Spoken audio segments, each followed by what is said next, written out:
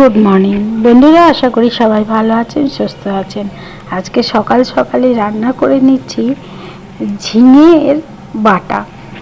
আমি একটা জিনিস ভেবে পাই না, আমার ফলোয়ার হচ্ছে 6,000-এর ওপরে, কিন্তু সাবস্ক্রাইবার মাত্র এখন 250 হয়নি। আমি কি কোনোদিন এগোতে পারবো বুঝতে পারছি না।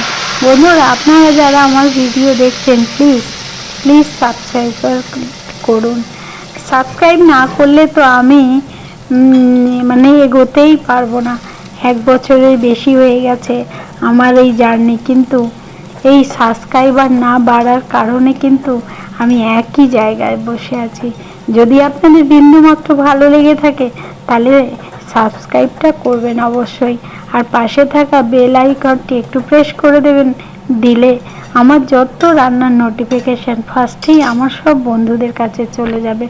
এবার চলে যাচ্ছি একদম সরাসরি রেসিপিতেই। যে আমি দুটো ঝিঙে নিয়ে নিয়েছি বড় বড়, এটা আমার গাছেরই ঝিঙে। আর ঝিঙেগুলোকে খোলা ছাড়াবো না, খোলা সমেত ভালো করে ধুয়ে নেব। গোটা অবস্থায় ধুয়ে নিয়ে এই যে কেটে নিয়েছি। কেটে নিয়ে এবার মিক্সারের জারে আমি দিচ্ছি। আমার বড় জার দুটোই খারাপ হয়ে গেছে, আর যেতে পারছি না যে সারিয়ে আনবো। নতুন, অথচ থেকে থেকেই কেমন বসে গেছে। আর দিয়ে দেব একটা আলু।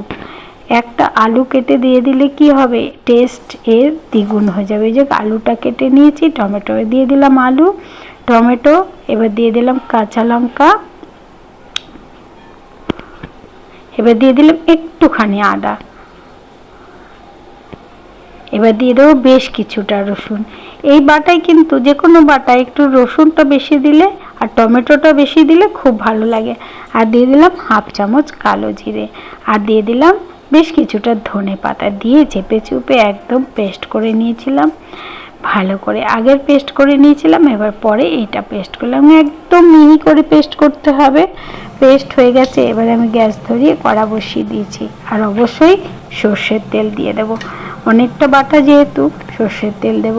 বাটা করার কারণ হচ্ছে আমার মেয়ের বন্ধুর বাড়ি থেকে দুটো টিফিন বক্সে কিছু খাবার দিয়েছিল। এবার তাই খাবারটা যেহেতু টিফিন বক্সটা খালি দেব, একবার তারা বাটাটা খেয়ে বলেছিল, খোলা বাটা মানে ঝিঙের খোলা বাটা খেয়ে বলেছিল অসাধারণ হয়েছে। তাই ওই জন্য ঝিঙে বাটা আজকে বললো। মাছ মাংস আমরা অত ভালো খাই না, কিন্তু এই বাটা টাটা হলে আমরা ভীষণ ভালো খাই। আমি ওই জন্য কী করেছি, এক টিফিন বক্স একদম বাটা পাঠিয়ে দেব সেই চিন্তা করেই এই বাটাটা করেছি। বন্ধুরা, খুবই সোজা আর খুবই তাড়াতাড়ি হয়ে যায়। দিয়ে দিলাম নুন, আর দিয়ে দিলাম হলুদ, আর একটু চিনি। একটু চিনি দিতে হবে, কারণ একটু মিষ্টি মিষ্টি না হলে ভালো লাগবে না। খুব বেশ ঝাল ঝাল হতে হবে, টক টক মিষ্টি মিষ্টি, অসাধারণ লাগে, আর কিছুই লাগে না। যাই হোক, বিকেলবেলা আমরাও একটু নিয়ে খেতে বসেছিলাম। যখন মেয়ে বলল মা মাছের ঝোলটা দিয়ে আমি একটুখানি ভাত খাবো, এইটা দিয়েই আমি বেশি ভাত খাবো, কারণ এত টেস্টি হয়েছে। দিয়ে দাও মা, আর রেখো না, যতটা আছে দিয়ে দাও, খেয়ে নি। মানে লোভ সামলানো যায় না। একবার অন্তত বানিয়ে খেয়ে দেখবেন, অসাধারণ।